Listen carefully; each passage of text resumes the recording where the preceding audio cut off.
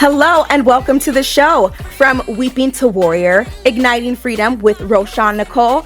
I am your host, Roshawn Nicole, where we interview amazing guests from all over the world, sharing their incredible stories of how they overcame obstacles and trials. If you have been following my journey from episode 1 to 15, thank you so much for following me. You are here. This is the season finale, and where I'm going to just give some shout outs and also share my story on this episode. If you are new here, welcome. I'm so glad you made it to this is episode number 16, the season finale. As you see, I got my celebratory outfit on. I got my hat on. We're going to take this hat off in a minute, but it keeps falling off. But I just wanted to say, woo, we made it to episode 16, and this is the season finale. I am so excited to just talk about this season, to give thanks to my amazing guests who came on and shared their story. And we're going to do that. So on this episode, I'm going to give my shout outs. I'm going to say my thank yous. And then we're going to do a little something different. This is the last episode, and this is called This Is My Story. So I'm going to share my story in details of how I overcame depression, anxiety, addiction, and PTSD, and just share my story a little bit and some ways of how I overcame that, and some practical tips that maybe you can apply to your life. So before we get into my story, I want to give my shout out and my thanks to everyone who has made this season possible, who has made this podcast / radio possible. I've had such a great time. I was a little nervous at first, doing this podcast, this radio, but I have enjoyed it. I have enjoyed interviewing and hearing amazing stories. And if you have missed those stories, you can go back on my YouTube and check out episode 1 through 15. So let's get started with my thank yous.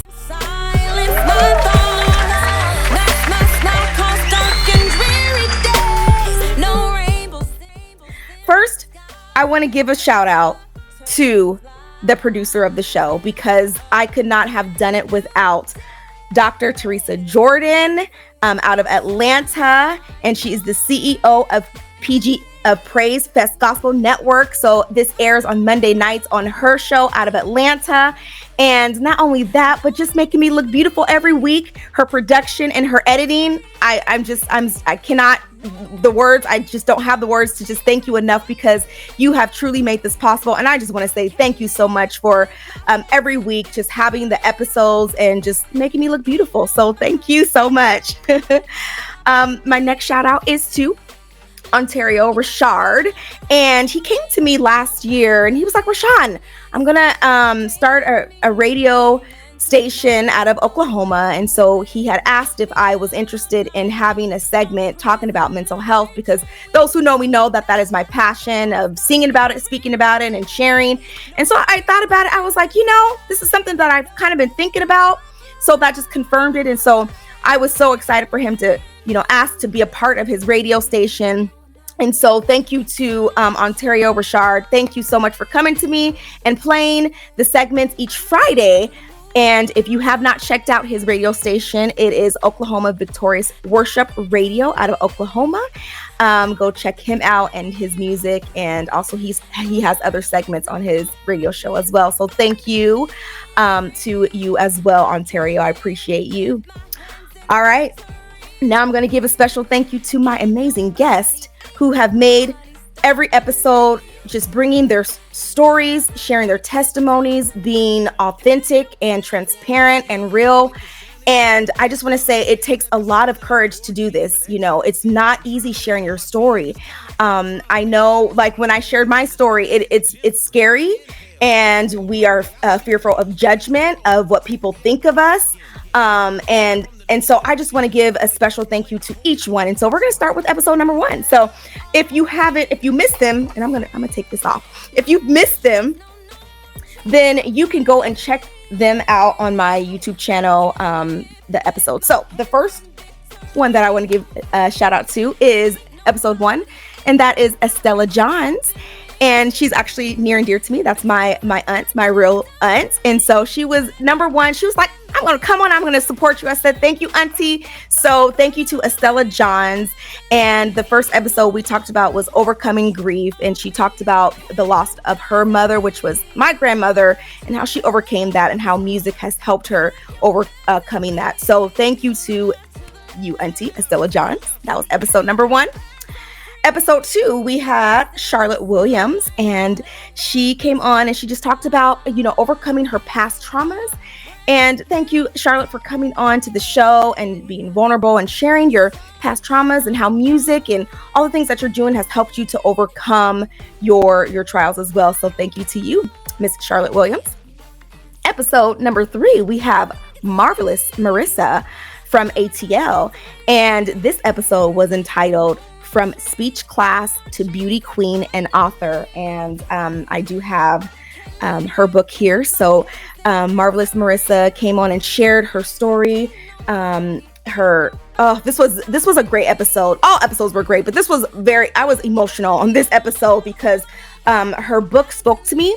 And how she, overcame just so many obstacles and trials in her life. And now this girl, she is a beauty queen and she's speaking to young women. And I just saw the other day, she has a children's book out and I'm just like, oh girl, keep doing your thing. So thank you, Marvelous Marissa, for your incredible story, your incredible journey and your book. So go check her out as well. So that was episode number 3. Right. Episode number 4, we have Arnisha Lowe out of ATL, and this episode was entitled From Heartbreak to Strength. She talked about the loss of her son, and she also talked about her overcoming grief and loss and depression. And she has a book entitled Why Not Me? I Was Built for This. So I want to thank Arnisha for coming on the show and for sharing your story, for sharing your testimony. And her book is amazing because she has some journaling sections, and she just talks about her story of how she's going through the darkest time of her life of losing her son unexpectedly and how she overcame that. So beautiful singer as well, so go check her out. Her music is available everywhere as well. Thank you so much, beautiful queen, for coming on the show. That was Arnisha Lowe, episode 4.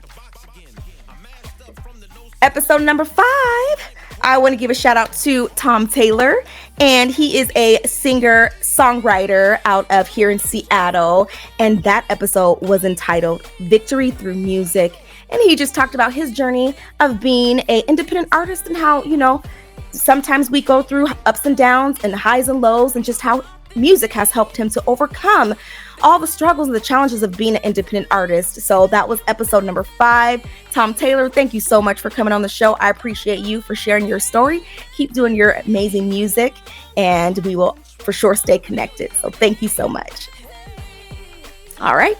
Episode number 6, we have Mr. Jermel Williams, and this episode was entitled Triumph Over Addiction to Award-Winning Singer. And so when I did Jermel's episode, I had ordered his merch and I didn't get a chance to wear it because I want to support, whether if I'm buying a book to support the artist or the guest or their merch. And so his didn't come in on time, but I do have it. And his merch, he has No Greater Love.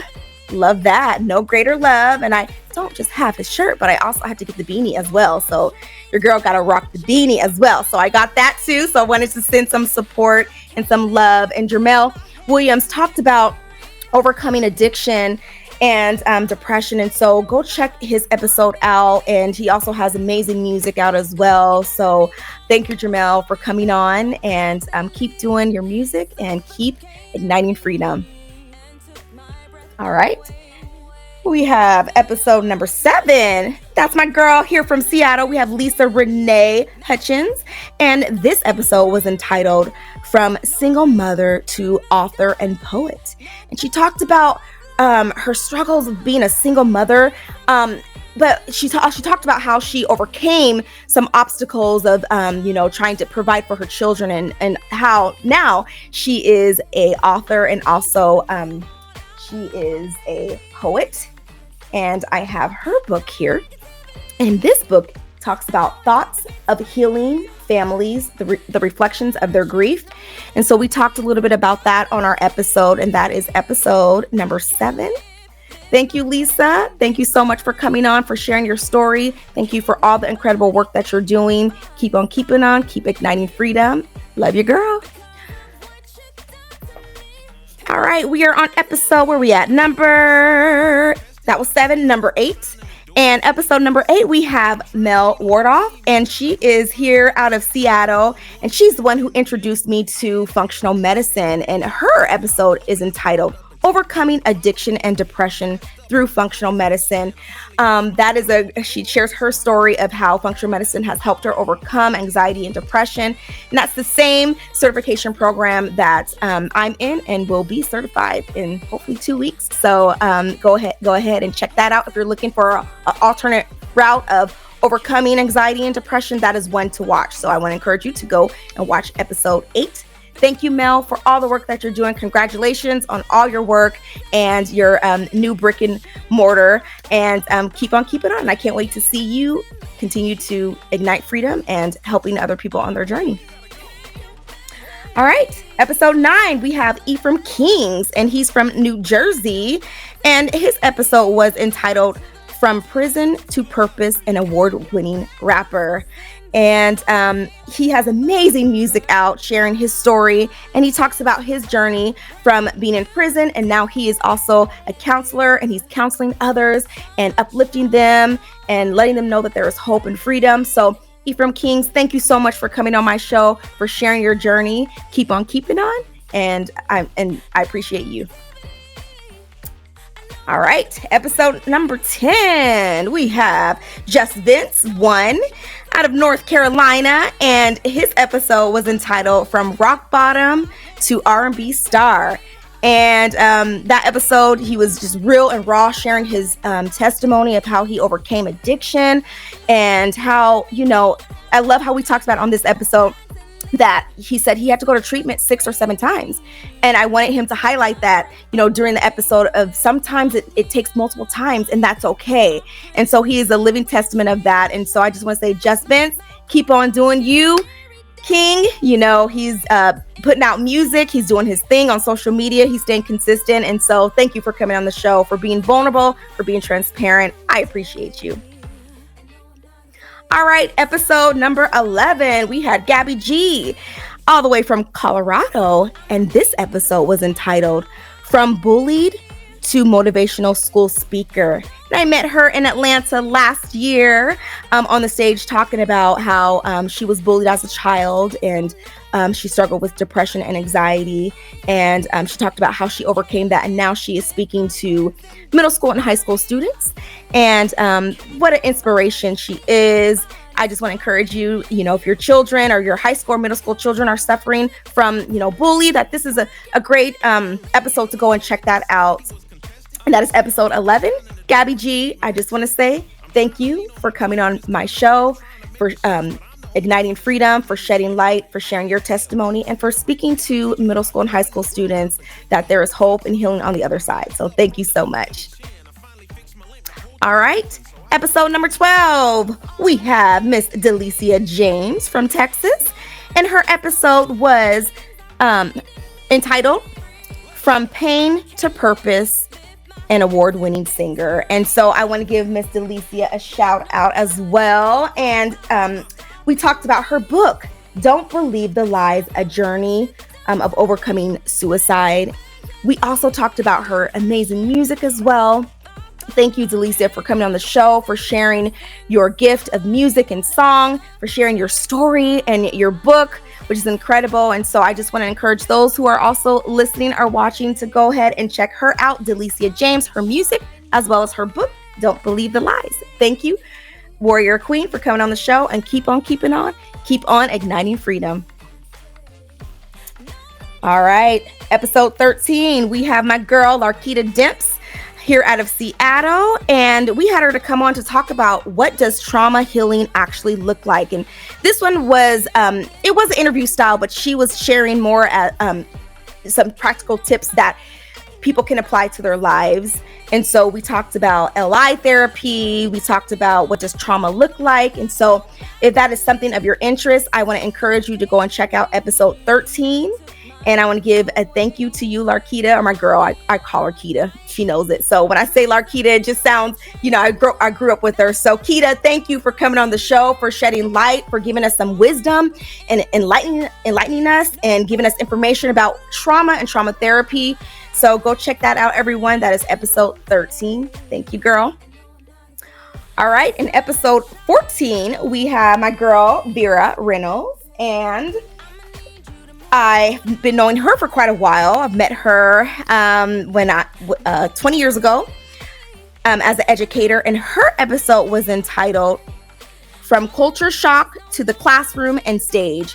And she talked about coming from Kyrgyzstan, where she was born and raised, and coming to a whole new world here in America and learning the culture, the language, and wanting more opportunities. And so now she is an educator. That's how I met her, a photographer, a mother, and a wife, and doing amazing things, a singer-songwriter as well. And so I just want to say thank you, Vera, for coming on the show. And she has merch as well available, and it's called, this one I wore, and it's called Draw Close. And the back says, "Take me back to our first love." And she's talking about God. So you can get this available on her, hit her up at Vera Reynolds. I know you can find her on all social media platforms as well as her music. So Vera, I just want to say thank you so much for coming on the show. Keep igniting freedom, keep sharing your music, and thank you, girl. I appreciate you. All right, and the last friend that I want to thank is episode number 15, and that is BP, or Brandon Parker. We call him BP. And his episode will be entitled From Prison to Motivational Speaker and Hip Hop Artist. And I want to thank him for coming on the show. I've been knowing him since middle school, high school. So we go back a while. Thank you, BP, for coming on the show, for sharing your story, and for being vulnerable and transparent and letting others know that there's hope and healing on the other side. And I want to share his merch, and his shirt that he has here. Let's see if you can see it. It's called Love is Dope. And I was trying to get the pink. So I wore the yellow on his episode, but BP, I still want the pink shirt to match, my set here. So we got to get a pink one. So, but thank you for coming on the show. I appreciate you. So with all that being said, thank you everyone for coming on the show for season 1.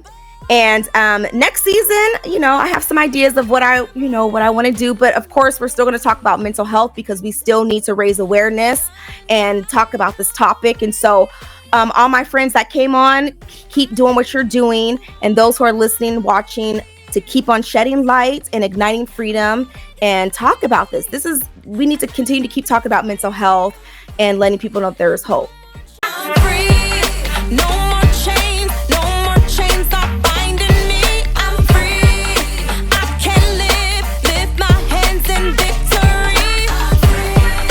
Ain't nobody stopping me. Look at what you done to me. Pack your bags and leave.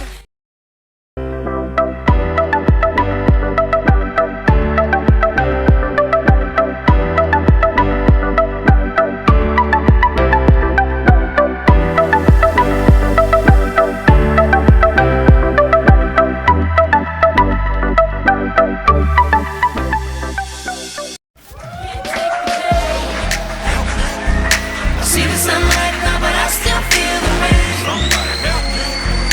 Time keeps moving, but I still feel the same.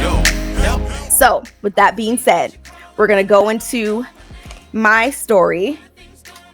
And I actually was contemplating. I'm going to just be real. I'm going to be real with y'all today. So I was contemplating. I was like, I don't know if I want to share it.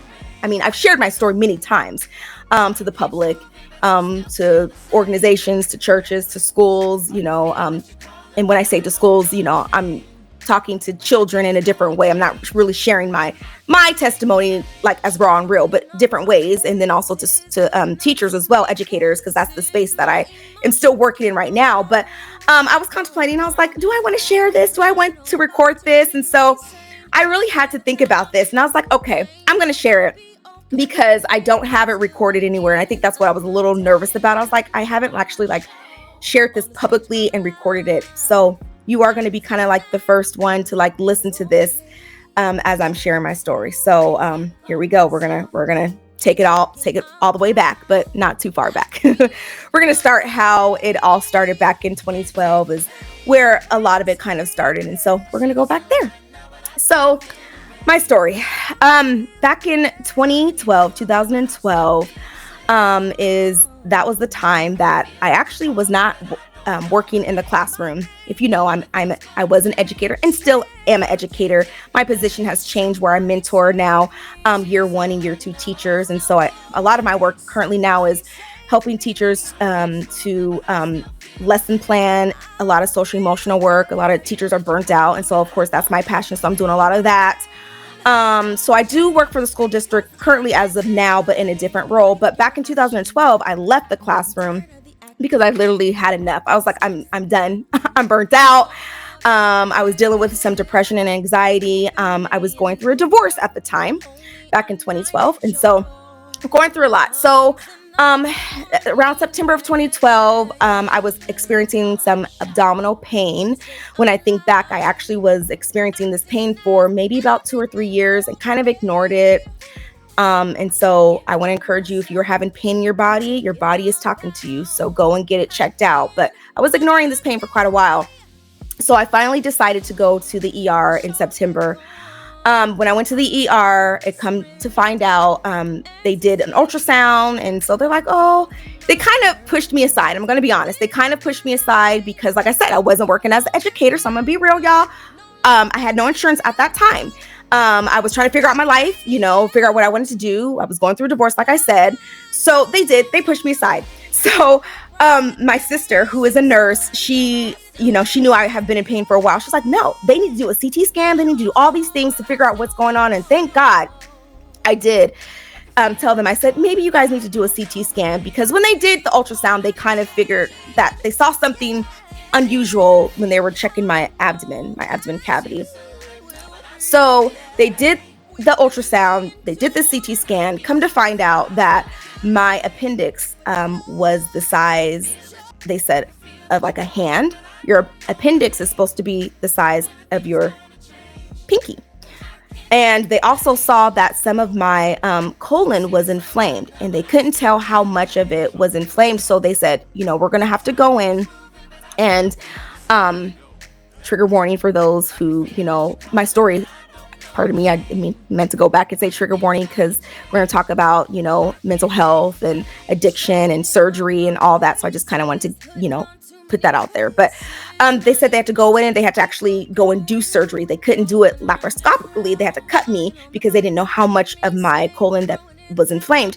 So I'm in the hospital for a couple days. They did the first surgery. And so when they did the first surgery, they took out my appendix. And so they said that was enlarged. And they also took out about 12 inches or so of my colon. So they did the surgery. And then about a couple days later, I started to not feel so well. And I started to notice that my stomach was getting big, getting enlarged. It was like growing, and so they were like, we got to go back in and figure out what's going on. So they did the CAT scan and everything. They're like, yeah, we got to go back in and figure out what's going on. So what happened with my second surgery, a couple days later after my first, they saw where they took the bad colon out and where they reconnected me, I had leaks in my colon. And so that's not good. So my stool is not staying in my colon. There's leaks. So it's going into my bloodstream. So that was causing my abdomen to be enlarged and also causing me to be really sick. And so you can die from that. That's called septic. And so I was really, really sick. And so they were like, we have to go back in and we have to, clean you out. So they did the second surgery. Well, and like I said, this was a couple days after. So after the second surgery, I just remember waking up after the second surgery in so much pain. I remember I was screaming.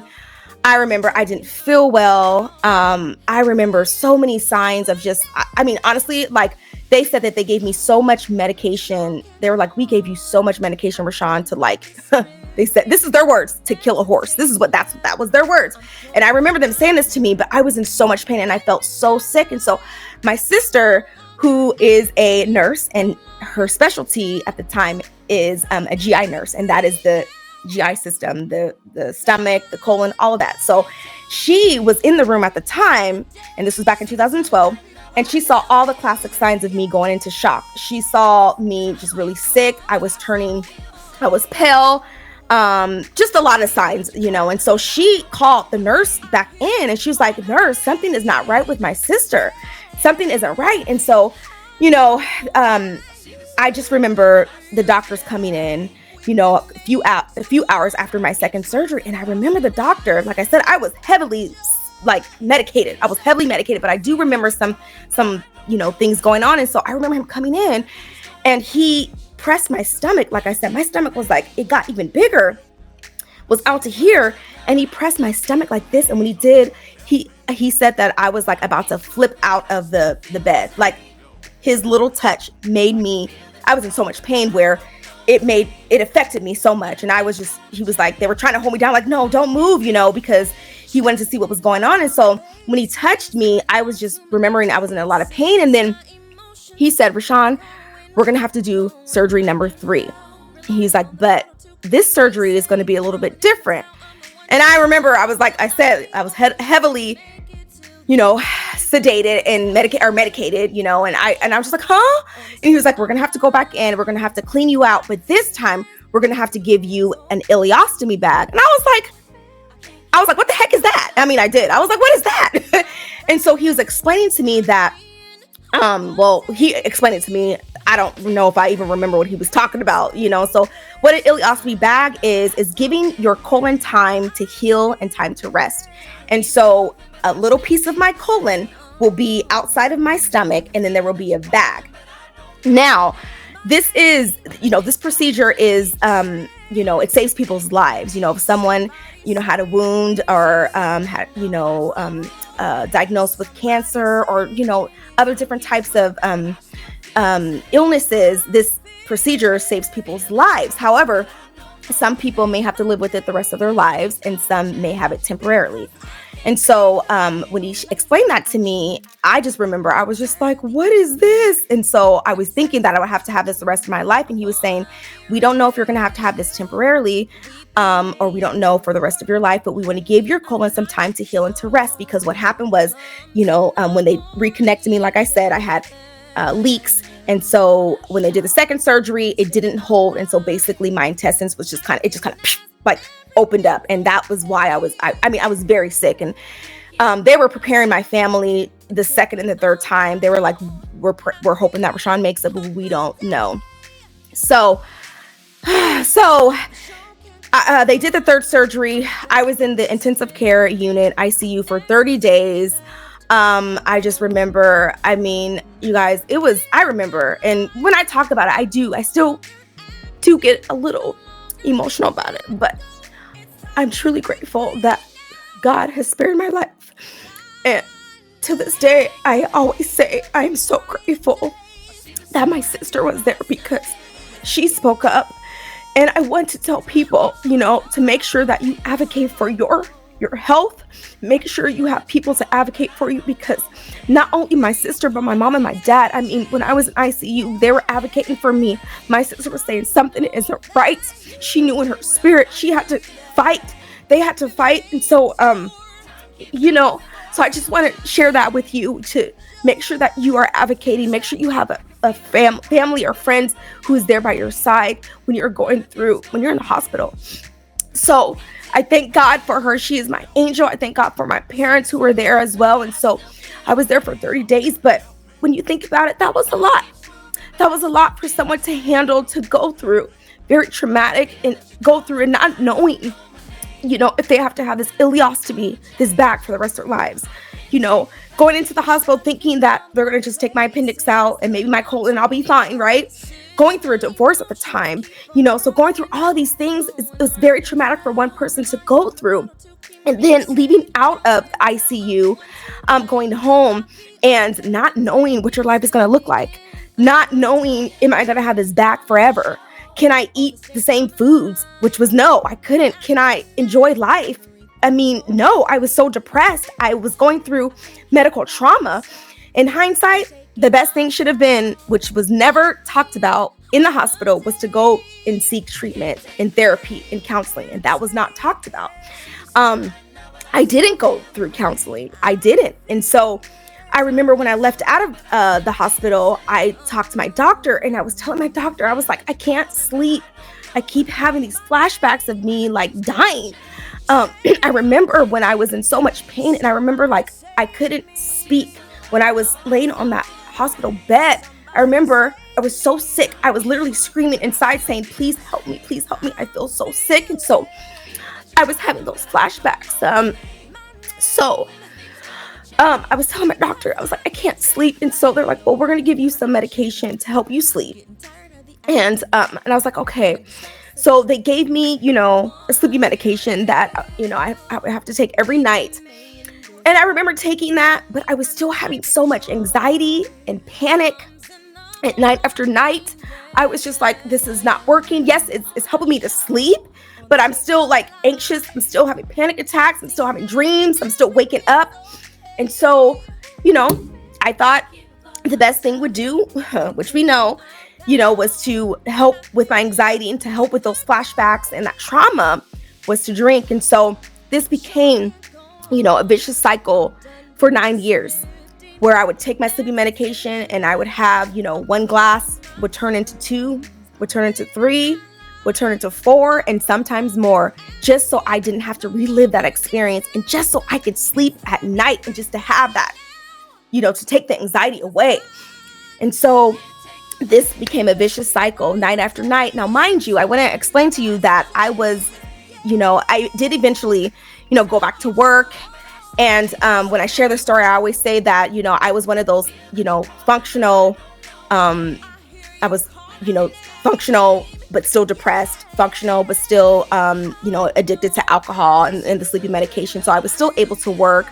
And my body was so used to drinking at night. If I didn't drink, I couldn't sleep. I would be up all night. And so I was so dependent on the alcohol and the sleeping medication. And so I was able to work. I wasn't drinking at work. I was the closet, drinker, and the functional, alcoholic. And I was able to do that. But with that being said, I did eventually, end up going back to work. And so back in 2020,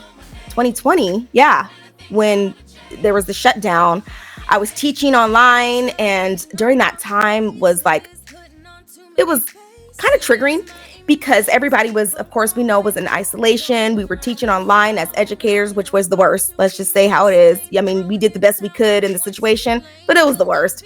But we made the best, like I said. And so during that time, I started having a lot of health issues as well. A lot of fatigue in my body. I think sitting at the computer a lot, just a lot. And so the end of 2020, I told, I was working as an educator, and I told my doctor, I was like, I need to take some time off for my mental health, for my physical health. I was like, I'm not doing well. I'm not feeling well. I need to figure out what's going on. And so I was able to take some time off. But this was like a blessing in disguise, because when I did, that's when I realized that I actually need to go and get some help, because I wasn't taking the time off to go get help. I was taking the time off because I wanted to figure out what was going on with my body and my mental health. But the couple weeks into me taking that time off, I realized, I was like, I need to go and seek some professional help. And that was the end of 2020. And I remember one night I was in my room, and I remember I had, I think I had one sleeping pill left, and I had like 15 days of the month. So that tells you that I was taking more than what I needed to of the sleeping medication. And so I just remember I looked at that one pill and I said, what am I going to do for the rest of this month? Drinking is just not enough for me. I need something more. Like, how am I going to go to sleep for the rest of the 2 weeks? And so when I took that pill, I just remember I said, I can't keep doing this to myself. I was like, I cannot keep doing this. I'm like, I've been trying to do this on my own, year after year, trying to get off the sleeping medication, trying to get off alcohol. I was like, but this has not been successful. And when I tried, I would have shakes. My body, like I said, my body was so dependent. I was, I couldn't sleep. And I just cried that night. And I was just like, God, help me. What do I need to do? And I just remember that in my spirit, I knew that I needed to go and get some help. I knew that I couldn't do this on my own. I knew that it was time to go and seek professional help. So I had to admit it to myself first before I could do that. So once I did that, I shared with my amazing sister, who's my angel, a couple days later, and I told her, I said, I need to go get some help. I've been drinking, and my family knew the extent of my depression and my anxiety. I don't think they knew that it was this bad though. They knew, they were aware, they knew I suffered with anxiety and the PTSD. But once I shared with my sister, I was like, I need to go get help. She was like, girl, I got you. I mean, she went and she found a facility for me to go in. And like the next day she had a couple of places. She's like, look, girl, I got you. These are a couple places for us to check out, for us to call, so you can go in. This is a good time. And so I was so scared, and we found a place in Edmonds, Washington, which is this amazing, amazing treatment facility that people come from all over the world for, different reasons, people, all walks of life, depression, anxiety, eating disorders. There's even married couples there that need couples counseling, so many different, people of all walks of life. And so this facility basically just teaches you tools, on how to, overcome, anxiety. There's nutritionists there to help you with your eating plans. There's, you're like going to school. You're learning about, mental health and how to, cope, and some tools and strategies that you can use. And so you're in a small setting and also in a one-on-one setting as well. And so the program that I went to was a 4-week program. But when I was there, I was like, I am taking, I'm going to take my time and I'm going to benefit from this. And I was like, how long can we be in this program? They're like, oh, about 2 months. I was like, I need 2 months. So I was kind of telling them, I told them, heal me, please heal me, but I wanted to take advantage of that time to get all the tools that I needed. And so during that time, like I said, there was a counselor there. The counselors are there. Nutritionists are there. Medication, therapy. I also did some trauma therapy while I was in there. And I've talked about LI therapy on episode with Larkita, who talked about it. So I did LI therapy there. And so it was the best decision of my life. It was the hardest because I was scared, but it was the best decision. And I'm truly grateful that I was able to go through that journey to go to treatment. And so when I was there, I was journaling. I was writing my emotions because that's what helps me. Not knowing that what I was journaling and writing would become, my songs, my music. I was just sharing how I felt. And so looking back at Wounded Scars, they have this room, it's called the Zen Room. And it's a quiet place with, dim lights and some music. And so I would go in there, a couple times a day, and I would just write. And so I just remember writing, I think it was like day 3 or 4 for me. I just started writing, the silence is loud. I don't know what to do with myself. Depression is real, like a cloud hanging over me. Been medicating myself to numb the feelings, but it's not working anymore. Drink the bottle to the very last drop. Even though I wanted more, I want to run to you. And I was talking about I want to run to God. And so I just remember writing that. And then as I was there, other lyrics came up with free. I was talking about how free or how depression and anxiety, if there were people, I just wanted to tell them to pack their bags and leave, go to the left. You've done all these things. You've stolen my identity. You're a thief in the night. You took away my soul and silenced my thoughts. You masked my smile, caused dark and dreary days, no rainbows in the sky, no butterflies. And then I said, but it's a brand new day. Sunshine, no rain, move out my way. No negativity. I know I got the victory. I'm free. So when I was there, you know, it dropped in my spirit that these were songs, and I was scared. I was scared, y'all. I was so scared.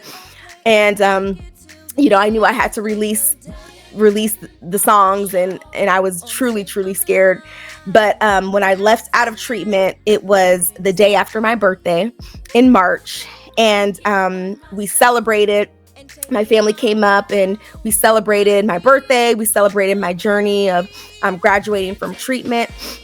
And I don't think I've ever shared this story publicly, but I just want to tell you this quick story of what happened to my music journal. Well, my sister, my mom, and my dad, they came up to come and get me. And my sister drove, and my mom and my dad drove. And so there was 2 cars. And so I had packed all my stuff up in both of the cars. I bought a bike and bought some different things while I was there. And so we decided to go to a restaurant in Seattle. And mind you, like I said, my stuff was in both cars. And we were celebrating, like I said, my birthday, celebrating my treatment. And we were there for maybe a couple hours, just eating, enjoying. I'm telling them my journey. And then when we walk outside, we noticed that not just my sister's car, but my parents' car was both broken into. I mean, I have bought my nieces and nephews gifts when I was there. I mean, I bought everybody gifts. I went shopping when I was there. Like I said, I bought a bike when I was there. My backpack was in my sister's car, and in my backpack was my journal that I journaled all my music. And I remember when I walked out of that restaurant, you guys, I was like, I mean, I screamed and I was on the floor. And the only thing that I could think about was that music journal. I mean, yes, the other stuff that I bought for my family, yes, it's material things. I was like, I don't even care. But that music journal, I was so distraught. And I was just like, oh my gosh. And so my sister, my mom, my dad had to console me. They're like, girl, you've been through all this treatment. Use your skills. So, and I didn't want to hear that at the time because I was so mad. I was just like, what happened? And so we went home, and my dad was like, come on, we gonna pray.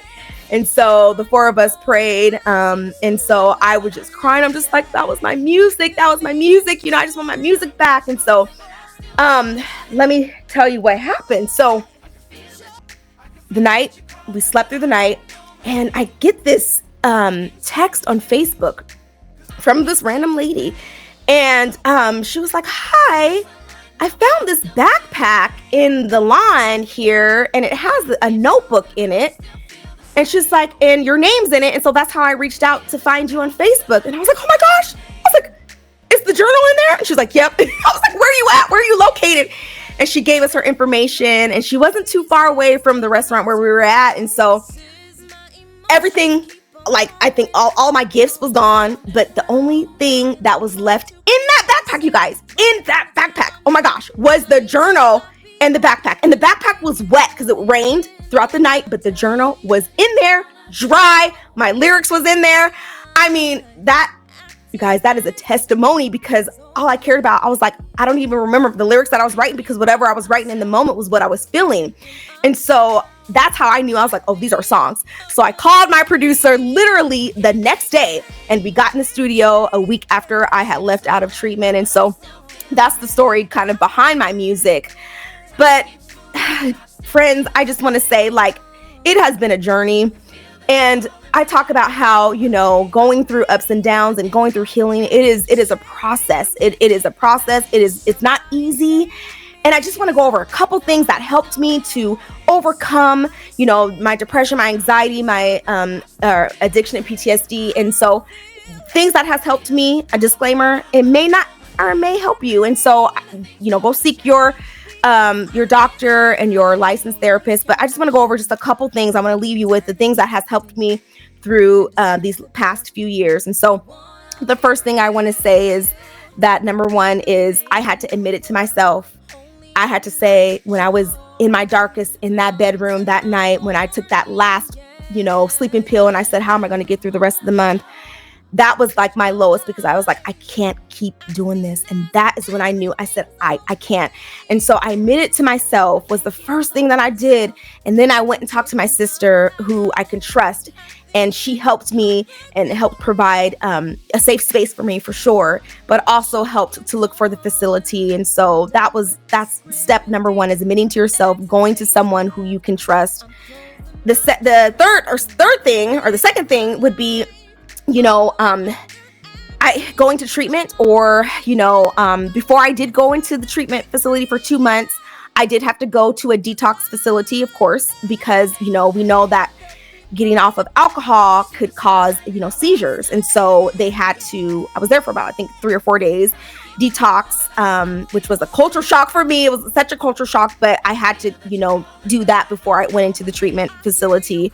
And so whatever that treatment is for you, if that's detox, if that's going to counseling, going to therapy, whatever that is, to go and seek that help, that professional help, because like I said, I couldn't do it on my own, and it wasn't safe to do it on my own. So I want to encourage you to go and do that. And so that also helped to remove the environment that I was in. I was able to get the support and gain the skills and the knowledge and the tools. And also that was helping for accountability as well while I was going through treatment. So that was great. So admitting to yourself, talking to someone, going to treatment. The next thing was seeking, not just, going to the treatment facility, but also I knew that I needed more than just going. And so that's when we sought trauma therapy. And so when I was in the facility, we did LI therapy. And like I said, we talked about that on episode with Larkita 13. And then when I left out of treatment, I did EMDR. I went to advise you to go and do your research on both of them. I don't even know how to even explain like how this was so beneficial in my healing journey. So beneficial with LI therapy and EMDR. So go and do some research on that. The next thing was, I would say, is to find an outlet. And so for me, my outlet was writing about how I felt. And so not knowing it was going to be my music, but finding what that is, if that is journaling for you, if that's music, some type of art form, swimming, kickboxing, some way to just release your anxiety and your stress, something that you're passionate about. And so I just want to encourage you to find that outlet that can help you to be able to process, what you're going through and to release it as well. The next thing is, I say nature. Going through my treatment, I didn't realize how much nature has been impactful. Just going out and walking outside, taking breaks throughout the day and just being out in nature has truly helped me. We also talk about that with Larkita on episode 13, grounding ourselves and going outside barefoot. There's some scientific evidence on just how that can be very impactful, and also to stabilize your mood and also your sleep. So I just want you to encourage you and, going out in nature. The next thing that I would say is, I want to talk a little bit about this, because at the time I needed that, and that was affirmations and vision board. That was very helpful and very therapeutic for me, speaking life into me and saying, I am beautifully and wonderfully made. I'm made in God's image, and just speaking life over myself. And so I just want to encourage you, for, affirmations, if that helps you. And vision boards, I'm so visual. I needed to see myself in a better light, in a better circumstance, me sitting and visualizing, that's great, but I needed to see myself. So, if that is something that helps you through your healing journey with affirmations and vision boards, I encourage you to do that as well. And the last thing that I want to talk about, which has been the missing piece of the puzzle with healing, we talk about the spiritual, we talk about the physical, we talk about all those things, but the last thing that was missing for me was learning about functional medicine. And I looked into that. I became my own health detective after I had my surgeries. I dealt with a lot of digestive issues, a lot of issues. So I was literally like researching, and I was trying to figure out what foods were causing this. I mean, I was living in the bathroom. Like it was a lot for me. So I really did become my own health detective. And so I found functional medicine, and we talk about that on episode 8 with Mel, who is a certified functional diagnostic nutrition practitioner. She introduced me to that a year after I left out of treatment. I was so intrigued. I joined, and hopefully I will be certified. Actually, it's coming up. I have my last oral exam in the next couple of weeks. So when this comes out, I might be certified. I'll let you know. But functional medicine just helps you to identify hidden healing opportunities that's going on in your body and get into the root cause, and using functional labs. And so I'll be trained and certified to be able to help people to identify what's going on. We become our first clients. We take ourselves through that journey, that healing journey. And I needed that because food and diet and rest and exercise were kind of missing in my healing journey. Well, the correct way until I learned about it. And then I was able to educate myself on it. And now I'll be able to educate others on functional medicine as well. So that's what helped me on my healing journey. And of course, praying and, believing in God, who helped me through that journey as well. And God helped me through that journey, of course, giving him all the honor and all the glory. So, oh my gosh, I think I talked a lot. I shared my story, and I think I've been talking, but I really just wanted to share this. And I truly hope that this, my story and all the 15 other stories have truly helped you, and that's why I wanted this podcast to shed some light, to inspire and encourage others. And I pray and I hope it has. I just want to say again, and I'm getting all emotional, thank you for this journey. Continue to follow me on this journey as I can. Next season, I'll bring on more guests. We'll have, I kind of have some ideas of how I want to do that, but I want to encourage you to stay tuned. And thank you for all of your prayers. Thank you for all of your words of encouragement. Thank you for your support. And I love all of you on this journey, and continue to pray for me. And I just want to encourage you, like I say in every episode, to stay lit. And when I say stay lit, I'm talking about staying lit, meaning don't burn out. But if you do burn out, because that's life be lifing, use your tools or get educated on your tools. So I say stay lit, keep shining, and ignite freedom. And I will see you next season. Love you all. See you next time. Thank you.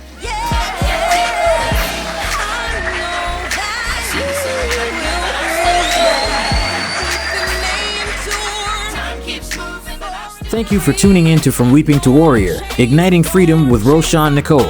To be a guest on the show, please contact us at info@RoshawnNicoleWellness.com. We would love to connect with you, so please take a moment to like, subscribe, and follow us on all social media platforms. We look forward to having you join us next time for Weeping to Warrior, Igniting Freedom with Roshawn Nicole.